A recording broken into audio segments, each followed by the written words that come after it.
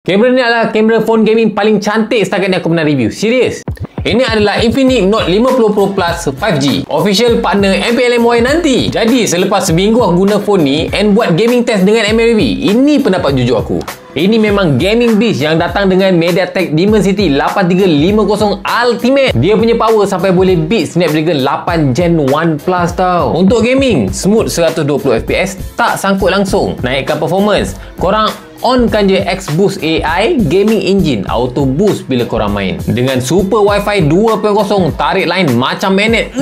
Tak ada lag, tak ada disconnect. Jangan risau, main lama pun tak panas sebab ada VC Heat Dissipation, turun suhu sampai 10 darjah Celsius bro. Aku paling suka feature Zone Touch, screen lebih sensitif. Nak war, baru tak takut miss kill. Dengan 24GB extended RAM, korang boleh main game sambil chat, sambil layan movie, sambil call boss. Semua boleh, tak ada hal bro. Skrin dia 6.78 inci AMOLED 144Hz. Memang padu lah main game dengan tengok movie ni tau. Sound dia pun padu bro. JBL dual speaker, macam ni bunyi dia. Phone ni boleh ukur blood oxygen dengan heart rate tau. So kalau korang tengah intense tu kan, mesti kau boleh ukur berapa kelajuan jantung korang. Dengan bateri 5200 mAh, tahan seharian. Charge laju 100 watt fast charging, 15 minit je dah 50%.